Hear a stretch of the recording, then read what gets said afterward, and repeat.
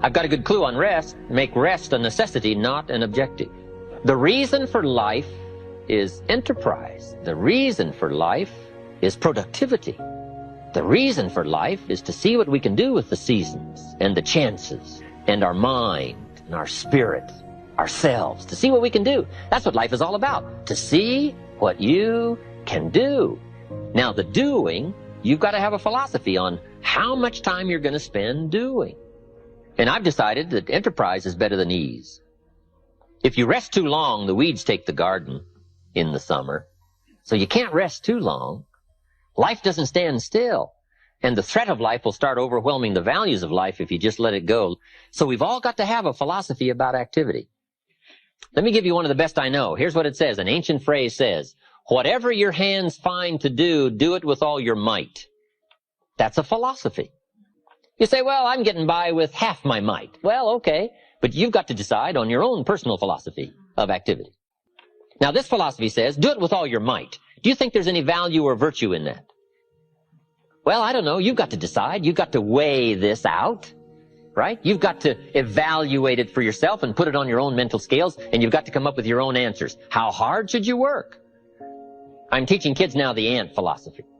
The ant philosophy. An ancient story says everybody should study ants, especially lazy people.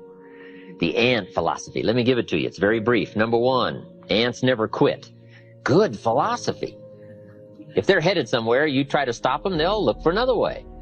They'll climb over, they'll climb under, they'll climb around, they keep looking for another way. What a neat philosophy. Never quit looking for a way to get where you're supposed to go. Number two, ants think winter all summer. That's an important philosophy. You can't be so naive as to think summer all summer. You say, well, isn't it nice? You can't think nice when it's nice. We will call you naive. An ancient story says, don't build your house on the sand in the summer. Why would we be given that advice? Because it's easy to build your house on the sand in the summer, but you must not be so disillusioned. So ants are smart. They think winter all summer. In the summer, you got to think storm. You got to think rock. You can't think sand and sun. Number three, ants think summer all winter. That's so important. I'm sure all winter long ants say, this won't last long, we'll soon be out here. What a neat philosophy, what a neat attitude. This won't last long, we'll soon be out of here. First warm day, the ants are out. First warm day, they're out. Now if it turns cold again, they'll dive back down, but first warm day, they're out. They can't wait to get out. What a neat philosophy, can't wait to get at it. We teach in leadership skills. Average people look forward to getting off. Successful people look forward to getting on with it. The guy doesn't want off, he wants on. And that's what starts to transform his life, into the doing, into the activity.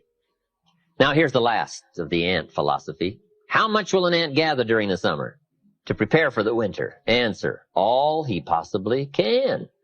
What an incredible philosophy, the all you possibly can philosophy.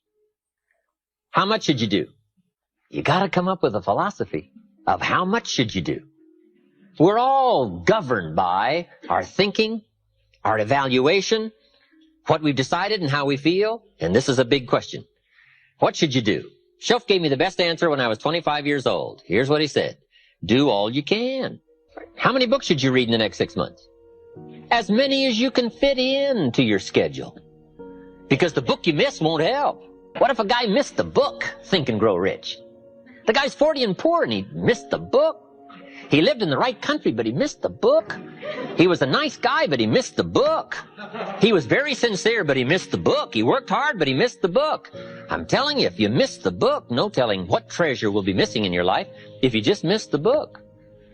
How hard should you work? The ant philosophy.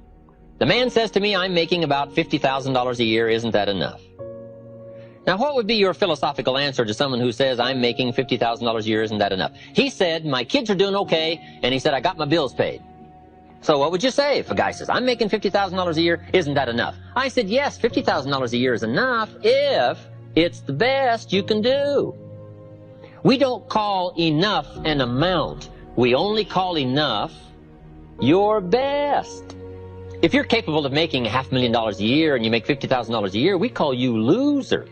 Now, it isn't the difference between $50,000 and $500,000 that's important. What's important is the full extent of your reach. That's what's important. The only way to feel maximum good about yourself is to extend yourself to the full capacity of your reach, your intellectual reach and your physical reach, and your potential and your possibility to do the best you can. What should you do? All you can. How many books should you read? As many as you can. How many skills should you learn? As many skills as you can. How many people should you touch? As many as you can.